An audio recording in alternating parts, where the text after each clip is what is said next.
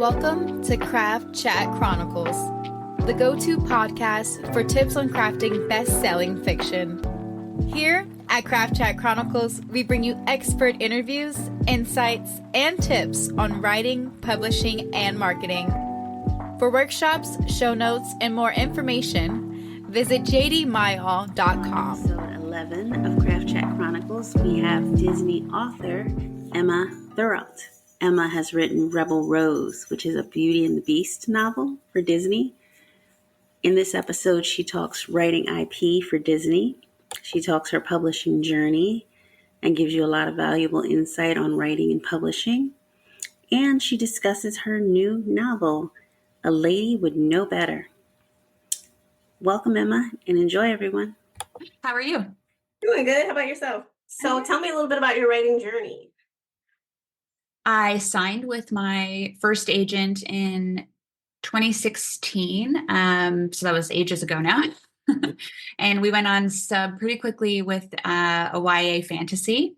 Mm-hmm. And it was sort of, in retrospect, it was sort of on the cusp of the big boom sort of ending.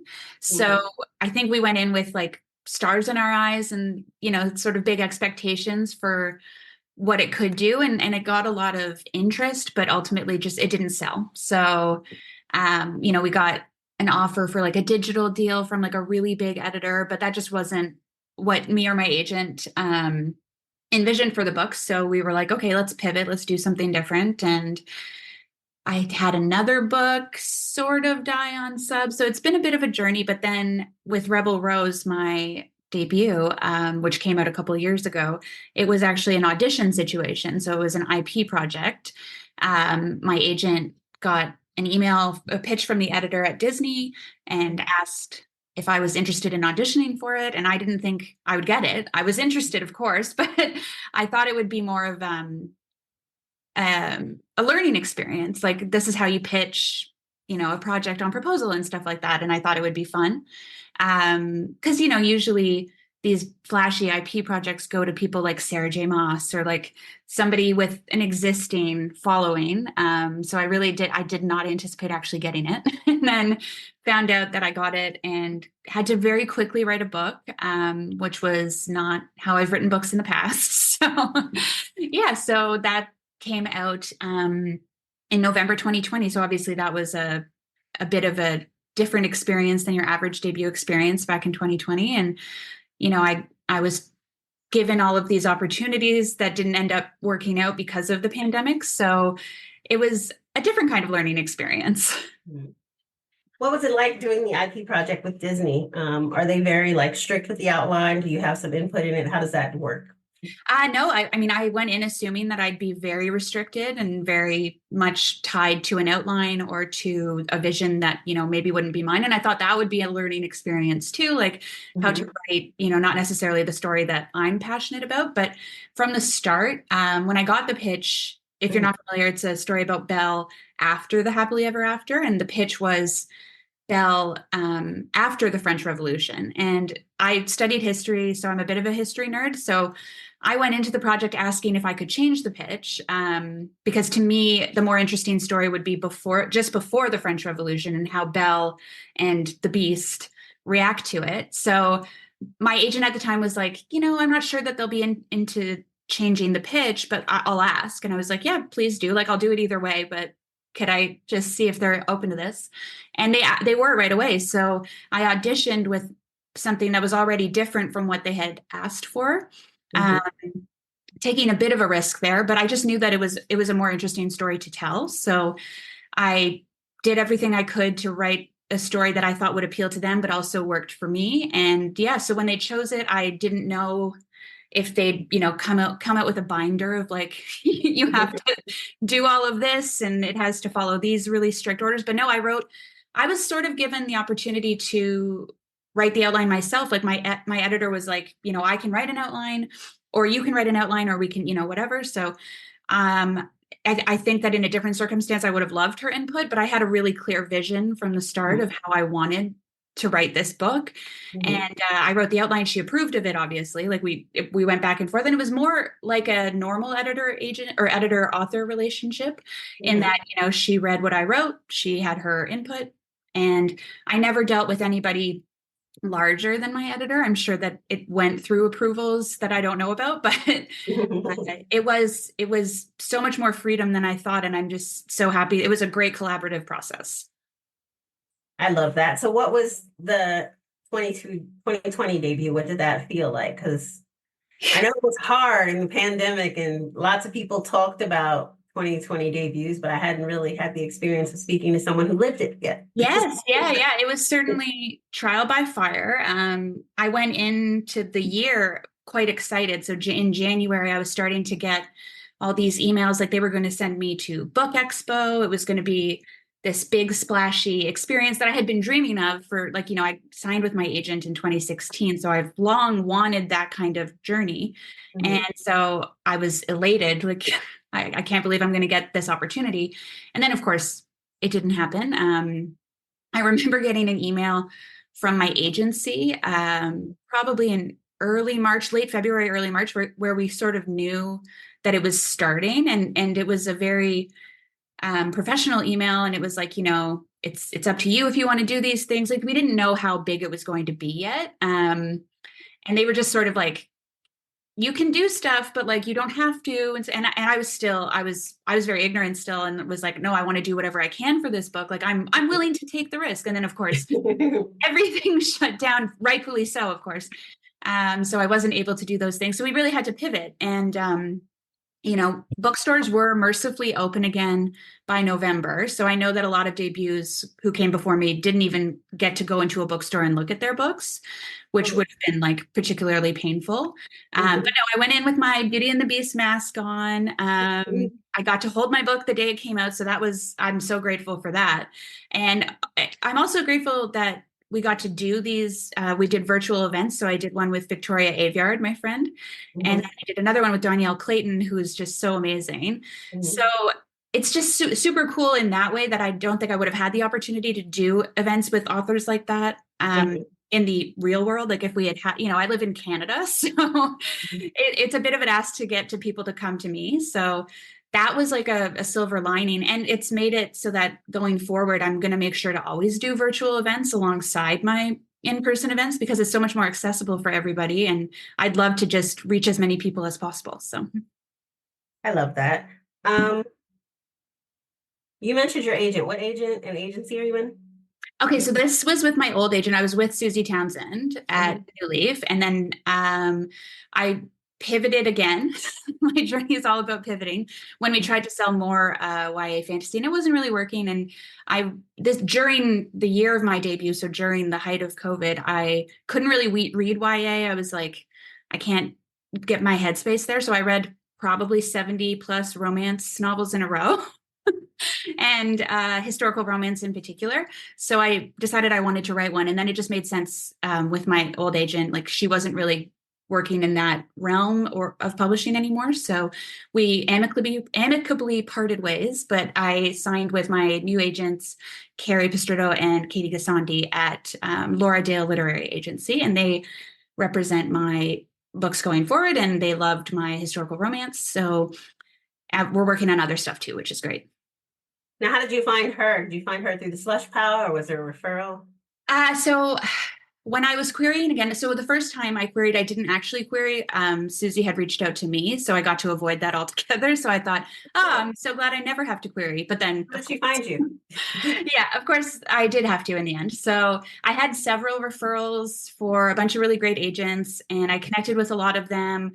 But a lot of them weren't really like, though there was the Bridgerton boom, historical romance is still a very difficult genre and category to break out into. So, I had a lot of agents who really loved the writing and really like loved everything about it, but were like, I just can't, I don't know how, I don't think I'm going to be able to sell this. Like, I'm worried, they don't want to disappoint you. So it was a bit frustrating. Like, I just wanted to be like, let's take the risk though.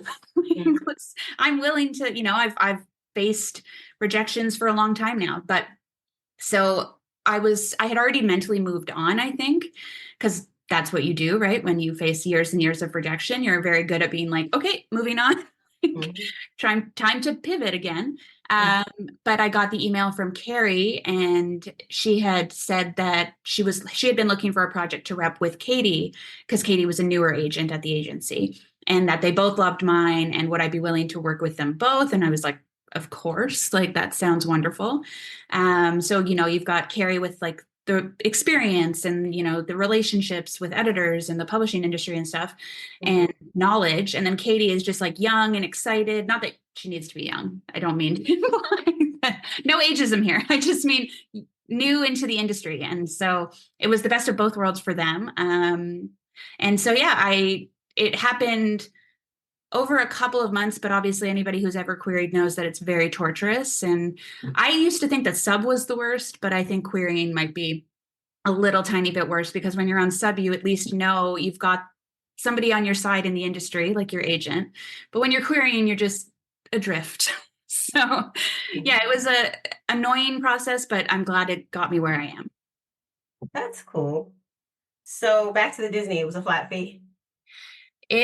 I don't know how much I'm allowed to say, because I did sign some stuff, but no, it was not the deal I went in thinking it would be. It was an advance in royalties. So. Oh, cool! I didn't know that, because most people say that usually IP projects. That's what I went in thinking it would be, but no, it was a more traditional or whatever sort of deal. So I think there's advantages and disadvantages to both, obviously. So that's cool. Love that for you. Thank you. The royalties have to be cute. They have to be cute. I mean, it's a popular character, so the sales. I don't want to say too much, but you're not crying. We'll take that as a good thing. Those are your tears you were sipping. So no. So we discussed how you got your agent. We discussed the querying process this time around. Tell me how submission went for you. Oh boy, yeah. So it's an interesting story, because it did take. I'm sorry. Can I stop you real quick? Okay. Do you have your query letter by chance? I don't have it with me, but I could send it to you. Yeah. Okay. I'm just curious to see. Sure, I'll send it to you. Okay. So submission actually took a long time, and it was over a year actually on subs. So.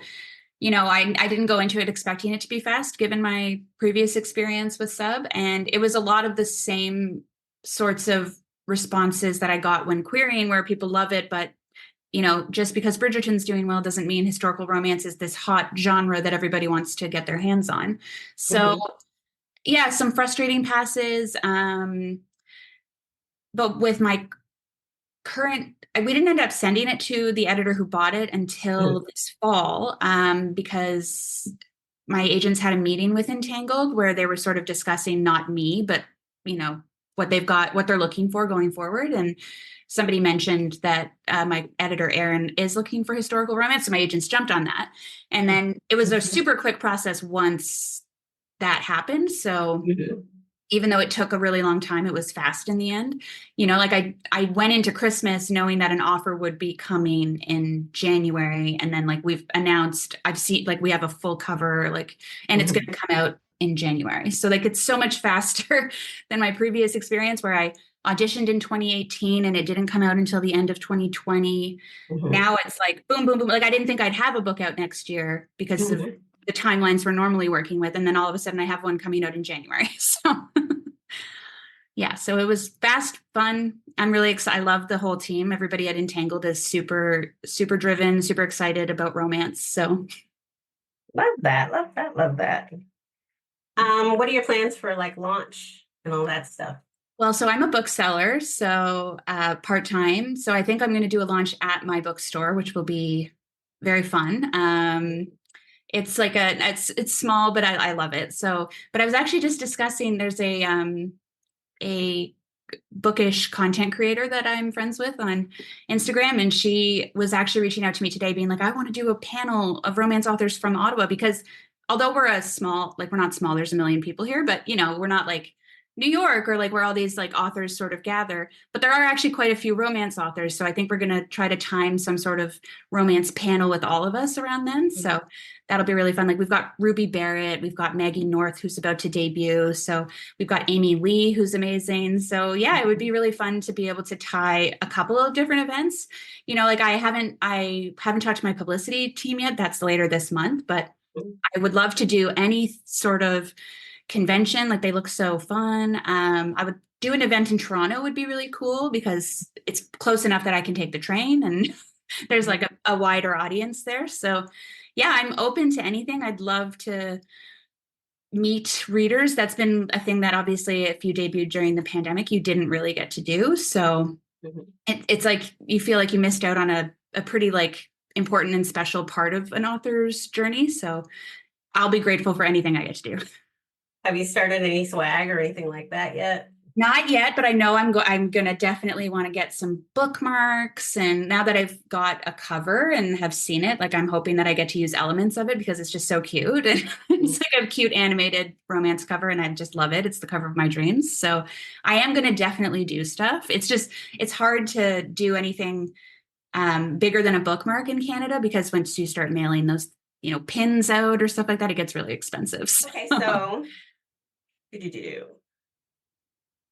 what was the hardest part of the debut process for you the first time versus now? Like what? It's a good question. Any surprises, whichever way you prefer.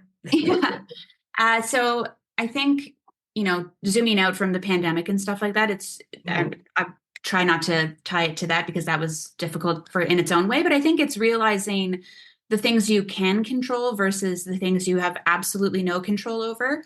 And it's not always obvious. And, it's not, it's a difficult thing to balance and to understand because we're so primed to be stressed about every little thing. And, we have a team around us now, but their energy is not best used telling you like it's okay, you don't need to worry about this specific thing or like this specific thing, or we're not going to be able to make that happen for you. So I think figuring out what you can control and what you can put your energy into is really important because it's finite. You can't be sitting there panicking over your bad Kirkus review or whatever ends up happening. You need to focus instead on the positive. So going into this debut, I've been not much more relaxed, obviously, because I think you're always going to be a little bit stressed, but it helps to know, what is a big deal and what definitely isn't. So I've tried to in our Discord, I'm not some wise voice of reason or anything, but it's helpful, I think, to have somebody tell you straight up, and I definitely did when I was going through my first debuting, having author friends or different people be like, you don't need to worry about that.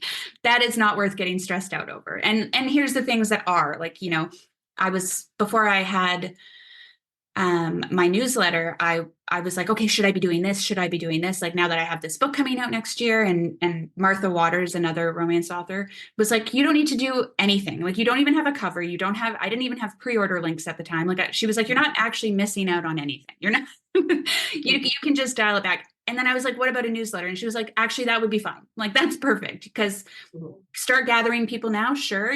And their expectations are not going to be like, show me the cover right away. Show me like all this. So obviously in the romance writing world, newsletters are really important. I mean, they're important everywhere, but romance readers really gravitate towards the newsletter. So I'm really glad I started that. Love that. Love that. Let's see. What strategies have you started as far as like building an author platform? Have you been? Well, definitely the newsletter. So that was, I think, important to not get out of the way, but to get a footing in that world. And I put a little bit more effort into it than I would have before, I think. So I'm trying to plan things out, think about what readers want to see specifically from authors, and, not just send out like pointless newsletters. I think a lot of authors are really, really good at knowing exactly, like Victoria Schwab's newsletter. Like every time I get it, it's like settling in to read like the most like interesting letter your coolest friend sends you, so it's just like looking at what other authors are doing really well and trying to emulate it as best as I can. So it's important, I think, to like know what will work for you. Like, you don't have to do what everyone is doing. You don't have to do all the things that you see people doing. You don't know what they've got going on in their lives or what sort of energy they can bring, but picking those little things that can work for you and then building upon them. So like, I don't want to burn out with promo long before the book comes out, but it's fun to make that little Canva post that has your release date that you just found out, and like, mention that in your newsletter and stuff like that. So I'm definitely I think I'm going to maybe get some art done, I think. So I'll see. I'm going to discuss with the team because I don't know what their expectations are there, but I'd really love to have some sort of print or something that I can include or at least reference back to when I talk about my book and stuff like that. Yeah, it's fun finding what works best for you, I think. I like that. So with your newsletter, what are the elements you think that you're thinking of including? Like, is it going to be personal narrative? Is it going to be sharing things you love? Yeah. So my favorite newsletters are just people talking about what they love. Like, I love what people are interested in and what they're passionate about, even if it's not something that I'm interested in. And in fact, I'd prefer it if I know nothing about it. So, it's my last one that I just sent out. I've only done 2. Mm-hmm. So my first one was sort of here's my journey so far, like a bit longer of a version of what I've told you. And it was really interesting, actually. After I sent it out, I got 1, 2 or 3 different emails or DMs from people being like, oh, I'm like, I'm in a similar place as you were. And I'm just it's so nice that you're sharing like the ups and downs. And to me, it's like, I wasn't trying to be particularly like open. That's just how I talk about it. I'm not going to sugarcoat. So that pinged in my brain as like, people like, authenticity or like telling the truth about certain parts of your journey. So I'm never going to shy away from that. But I also love to just talk about the things that I love. So in my last one, I decided that I'd do not a full book club because obviously I don't have, that many readers yet, but it's fun to build it up. So I'm going to start reading like backlist romance from like legends and like the books that I missed as, I didn't really start my romance reading journey until like, aside from what, I stole from like my mom when I was like a teenager, but my journey really began in 2020. So I feel like there's so much I missed. So I'm going to go on this little mini journey through my newsletter where I read these like amazing books that aren't, being hyped about on Book Talk right now because they came out 20 plus years ago. So yeah, so that's going to be fun, I think. And hopefully people join in and stuff and it can become like a discussion. I love that. That's cute. Yeah.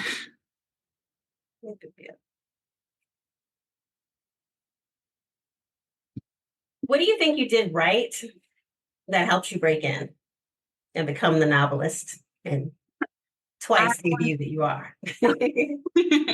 I think that the most important quality that I honed or like clung to is persistence. If you don't enter your career in 2016 and emerge in 2024 with like only 1 book out and like 1 in the works without knowing that like there were so many places where I wanted to give up, where it didn't necessarily feel worth it to me in that moment, but I never ever allowed myself to. Like I never gave myself permission to quit, even though I knew I had it. It was like, no, but what at the end of the day, what I want to do more than quit is keep going. So I knew that I had to want it more than I wanted. Like I had to want to write more than I wanted to be published. So that was important to me. And if that ever changed, if I ever decided, the writing isn't fun anymore, or I can't do this anymore, then I would have quit. So persistence is like such an underrated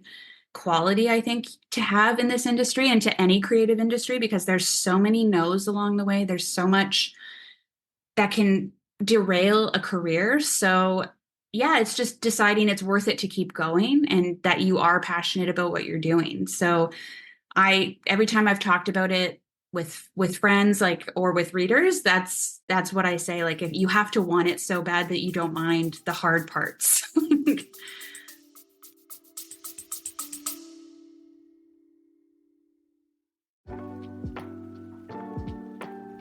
Hey, JD Mile here. Thanks for supporting the show. Today's episode was brought to you by my debut novel, Heart's Gambit, coming to bookstores in February of 2026. 2 time-traveling Black families, 1 cursed magical duel, and the pair of star-crossed lovers who just might break the cycle if they don't break each other first. If you like the love and time travel of Outlander mixed with the magic of the night circus, don't worry, Heart's Gambit is coming soon. In the meantime, please support today's guest by running out and buying their book. Thanks for supporting the show. Now, let's get chatty as Craft Chat Chronicles continues.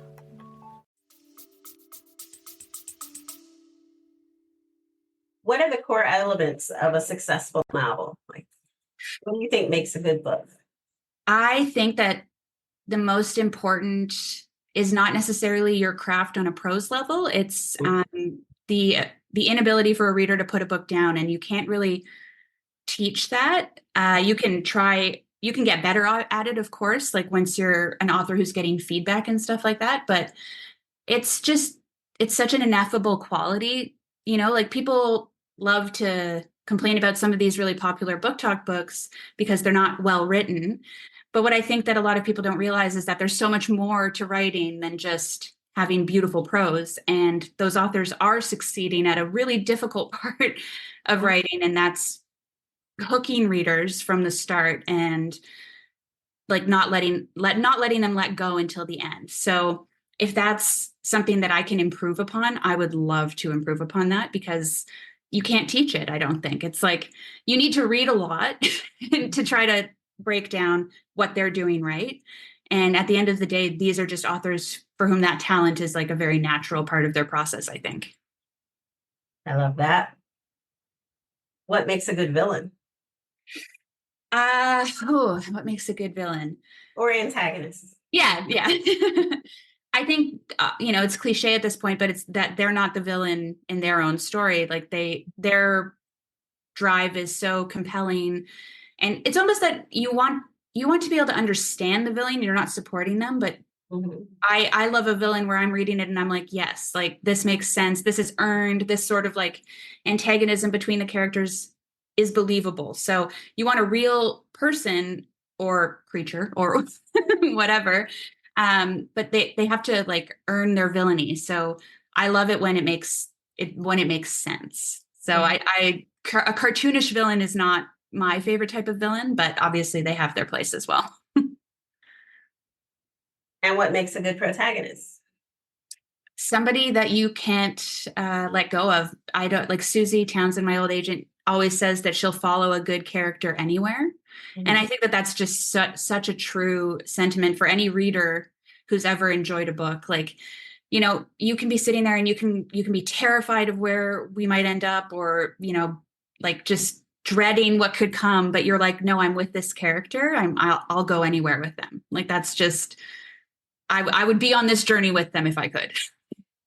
Awesome. Hold on, I'm going to stop the recording real quick. Okay, so how do you avoid this saggy middle? How do you keep readers engaged throughout the whole novel? Oof. Oh boy. I think for me, following a structure is important. So I do use the Save the Cat beat sheet. I do it loosely, like I'm not married to it. And if something needs to change, that's fine.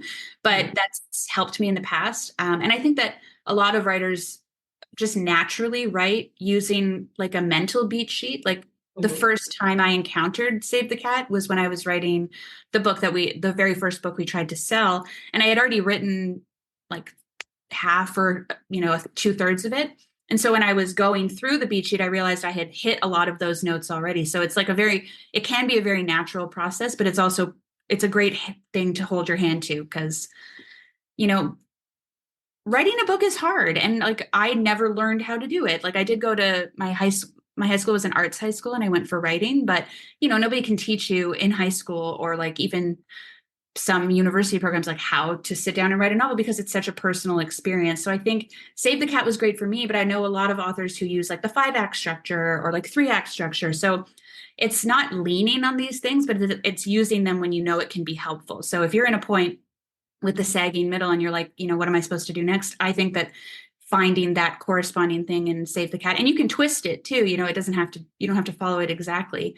But if it was natural for us as a writer, I think it's natural for a reader too, to read it and have certain expectations. So it can be really helpful. So that's what I rely on. And also just like, if it's not working for me as I'm writing, I have to then grapple with the idea that I've done something wrong, back down the line, and I have to go back and figure out where the wrong turn was. So it's just listening to my instincts about story and being like, okay, I have to admit to myself that if this is hard to write in this way, I must have done something wrong. So. And how do you come up with a satisfying conclusion? Like, how do you end your stories? Oh man, I think it's as a reader, I always want more at the end of my favorite books. So it's finding the balance between giving like the satisfying end, but also just a little bit more. Like, I don't know if you've read, I just watched The Idea of You, that Anne Hathaway movie. And I don't want to, this spoilers or whatever, but in the movie, it has a quite happy ending. But I got the book. I went to work the next day and immediately bought the book and started reading it. And the book apparently does not have that happy ending. So I think it's going to be a really interesting study in contrast, because the book had such a devoted following even without the happy ending. So I'm really intrigued to read how she makes it end, and then how the movie did it as well. So I think you just have to, I hate to talk about earning things again, but like, it is just, you can write the ending that you've earned as throughout the rest of the book. So you're giving them what they want, but I think it's so important to just leave a little bit more so that the reader can fill in the blanks kind of as to what they wanted the ending to be as well. Love that. Love that. Love that. All right, I'm going to backtrack a little because I should have asked you this earlier. You talked about the submission process. What was your editor call like? Was it on Zoom? Was it on the phone? I have not had an editor call, actually. It happened around Christmas. So I think it was just such a crazy part of the season. So I knew that I was told that I'd get an offer in January. And then in January, I got the offer. And then in our long emails to each other since, that's when we've talked. But I did not have an editor call right away. So I am having a call soon. So hopefully I'll get some more info then. But yeah, in her emails, she's effusive. She's great. She's like super solid. I feel very lucky to have her, because I did study history. So I am like very particular about getting things right. And even with all that attention, I still got forms of address wrong in like Victorian England and stuff like that. And she's very well versed in that. So she's like the perfect partner. I love that. Yeah. And you're probably fortunate, because when I had my call, I froze like a deer in headlights. Oh my God, I would have too. Thank God Susie was on the call so she could take up some of that psycho. Yeah. And I interview people all the time. That's what the agent is good for. I've even interviewed celebrities and stuff perfectly fine, but because this was such a lifelong dream and she had the power to give it to me or not, I froze. Wow. It's so dumb. I'm sure it's more common than we think. Mouth wide, waiting for not my finest moment. Yeah. I would be the exact same way. But at least now you can go in. Yeah, at least now you can go in with the confidence that you already have the deal. Exactly. She likes it, so you can have a normal conversation. Yeah. What has been your biggest surprise so far with the publishing journey? My biggest surprise, just how fulfilling it becomes when you hear from readers. Like, I knew that obviously that would be a really enjoyable part of the process, but writing an iconic character like Belle, people have a lot of expectations going in. So I sort of hardened myself before it came out, where I was like, I wrote the book I wanted to write and I'm proud of it. But like, obviously she's a character that so many people have loved for so long. Like, I'm going to disappoint some people. Mm-hmm. And so that was my attitude going in. Like, it's okay if people are disappointed. And so I didn't leave room to expect that some people would still really like it. So hearing from them has just been so amazing, and like people who get what I was doing with Belle. So that has been just such a heartwarming part of the process. And you like to think like, I'm so hard. I don't need people to approve of it or whatever. But then you get that DM from a reader that's just like, you wrote Belle exactly how I imagined her, or you did this or whatever like that. And it's like, okay, it's that connection that we're all looking for, right? Like the way that you read a book and you read one line in a book and it just reaches into your exact experience and you're like, okay, I'm not alone. So having been a reader my whole life and having those moments, it's so amazing when you realize that you can have that moment as a writer. So I've loved that. What tips do you have for historical romance writers? Oh boy.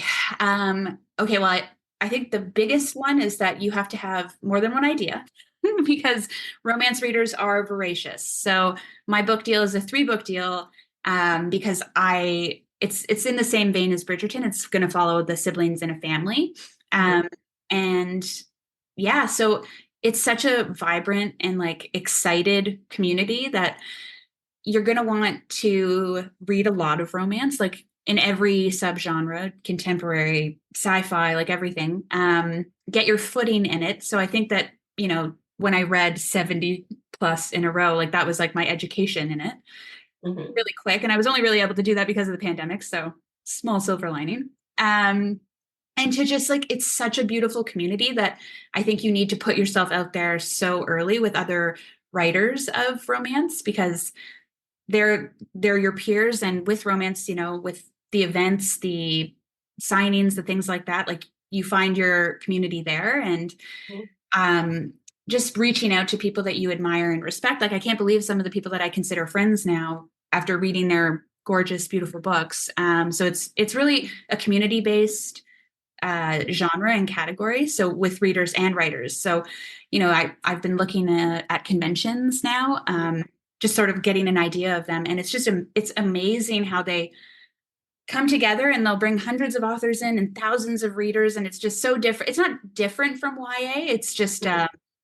they know what they're doing with romance conventions, and like YA can sort of be hard to, like Y'all Fest and Y'all West are great and stuff like that. But I just feel like they've got it down in the romance community, and it just really highlights how important it is to develop these relationships with your peers and with readers as well. So you have to be open to that. So for historical romance specifically, though, I think readers are very discerning. I've seen a lot of reviews now that I'm like looking into this world, and people can be very particular about how modern characters can seem. Like there's so many authors I love and whose books I love, but who get sort of trashed for writing like overtly feminist characters sometimes, and people are like, well, that's not how Victorian women were, or that's not how. So it's important, I think, to do your research so that you understand that though they were different, there were definitely feminist women in Victorian and Regency England, and their stories were important. So I think it's finding the realism. Sarah MacLean has talked about this, where she says, like, all of her characters have a basis in reality. She's not inventing feminism for the reader. It's like these women have always existed. So it's doing your research, but it's also just understanding that you, much like with Rebel Rose and a character that's iconic as Belle, you can't please everybody. So you can tie yourself up into knots about getting everything perfect, but at the end of the day, one reader is going to absolutely love what you did and another one's going to trash it. So it's feeling comfortable with the research that you do, with the work you put into it, and just letting go at the end of the day. So I did as much research as I could. I put as much history into it as I could, but I wanted my characters to live and breathe as well. So I didn't want to be tied down too tightly to conventions that won't speak to a modern reader, but I also didn't want to disrespect history, so it's finding a balance there. But I love watching every movie I can get my hands on set in that time frame, and reading books written by contemporary at the time authors to get a real feel for how things were. So it's sort of like immersing yourself into as much of that world as you can, and then just doing what you want with it. So I love that. What does your writing process look like now? I have to not be a slow writer anymore. I'm a perfectionist, so it tends to take me a very long time to get a first draft done, but then my editing process is pretty straightforward. So it's like it's either going to be I'm going to write a trash draft and then edit it forever, or my way, which is like I rewrite and rewrite so constantly. Like my writing sessions, when I sit down, it's like reading everything I've written up until that point and then starting it. So it can become quite slow, but I do then, like I said, emerge with a pretty clean draft. So I just have to somehow keep doing that, but also write faster. So, like I said, the romance timeline is quite quick. So I have to write book 2 in the next couple of months. And I'm hoping that just by sheer force of will, I can change the way I've written for so long. I did write Rebel Rose rather quickly, so I know I can do it. Mm-hmm. So I just have to put it into practice. Now, did Rebel Rose sell on proposal, or did you write the full manuscript? No, so I auditioned with, I think what I was told was 10,000 words or 3 chapters. And I wrote a prologue plus 3 chapters and submitted that. And then so this was IP? Yeah, it's IP, yeah. Oh, I didn't know Rebel Rose was IP. That's cool. Who is it through? Disney. Okay. So this is Disney as well. I knew the first one was Disney, but the second one I didn't. Oh, it's just, so Rebel Rose is my Disney book, and then A Lady Would Know Better is my romance. Okay. So that one I wrote the whole thing and sold it like that. And then Rebel Rose was the audition one. So okay.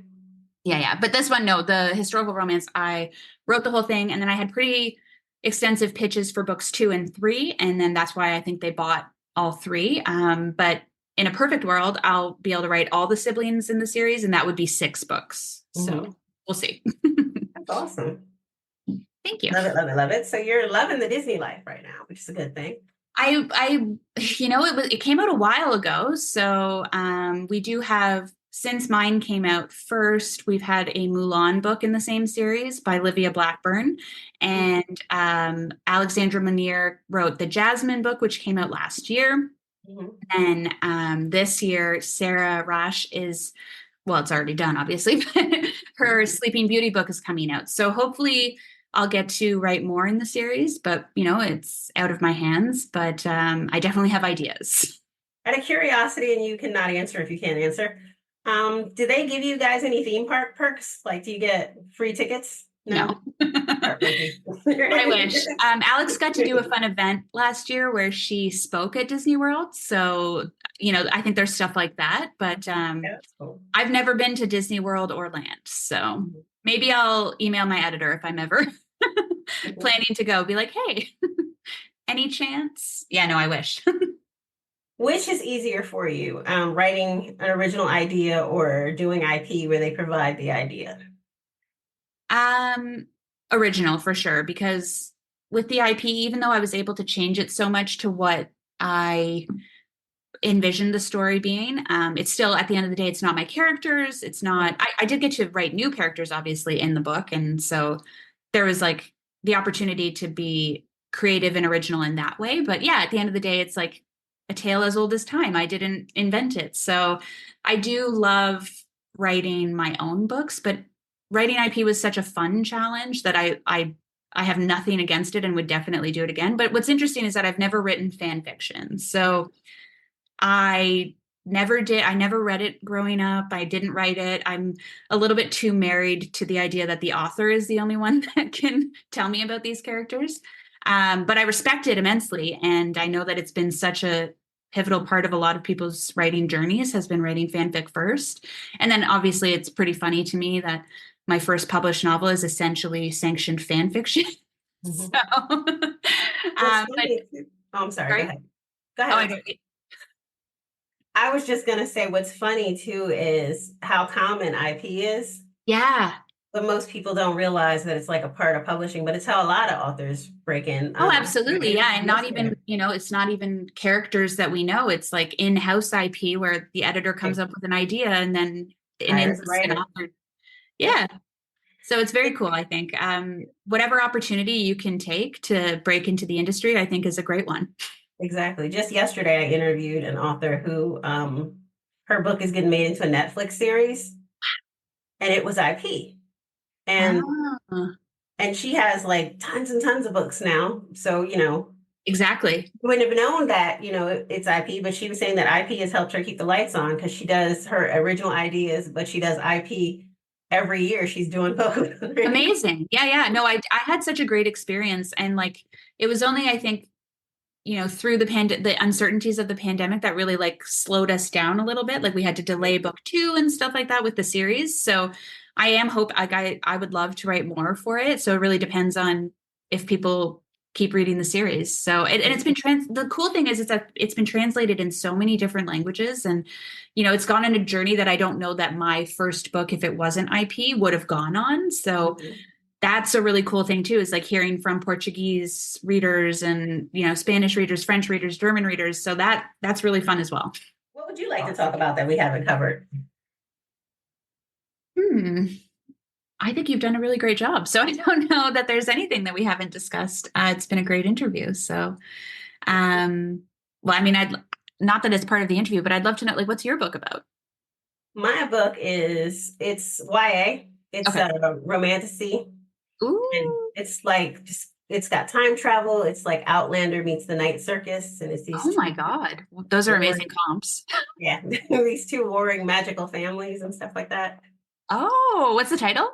Right now it's Heart's Gambit. I don't know if that's what they're going to keep or not yet because we haven't got that far in. I love the title. Thank you. I'm coming out fall of next year. Oh my God, that's so exciting! I can't wait to read it. When are you coming out exactly? What's the exact date? January 28th. Okay. Yeah, and I'm writing a book.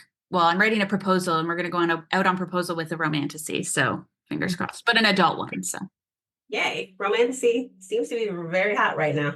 Yeah, exactly. And like there's expectations in the adult romantasy world in terms of like spice level and stuff like that. And so I'm grateful that I've already written my romance novel, my historical romance, and now I feel a little bit more confident in that realm. So, obviously not every romantasy book needs to have that, but I just, as a reader, that's what I gravitate towards. So that's what I'm hoping to achieve. That's awesome. So what's the Canada writing community like? Well, we're such a large country, so it's very hard to be super close. Like if there's an event in Toronto, sometimes it's 4 hours away, so it's not that close. But I have gone, when writing friends have had their events in Toronto, it's like a nice opportunity to go and meet them. So, I went and met Victoria Aveyard in Toronto a couple of years ago, and like my friend Alwyn Hamilton was there a few years ago. So I try to take that opportunity when I can. But Ottawa has its own sort of. Right now, the Ottawa International Writers Fest is going on, and they don't really do a lot of YA or sort of romance events. So let's hope we change that. But the bookstore I work at like provides the books for it and stuff. So I feel pretty connected to the writing community, even if it's not like in the way that I would love, like if we could do romance panels and stuff like that. So that's why I'm so happy that, readers, the girl I was talking to earlier, taking the initiative to sort of like pitch these kinds of events, because there's an audience for it. And like I said, there's like 6 of us who live in Ottawa. So we absolutely should be joining forces and doing stuff like that. But the other great thing about Ottawa is that I am pretty close to New York and stuff. So not that I've had the opportunity to, but when I was going to go to BEA and stuff, it wouldn't be quite the journey like that it would be if I was on like the West Coast or something. So, but I did get to go to Comic-Con, San Diego Comic-Con a couple of years ago for Rebel Rose. Like we did a Disney thing. So that was amazing and has like totally convinced me that if I'm ever asked if I want to do things like that, I absolutely want to do them forever going forward. Like however difficult it might make a travel day or something, like I would go.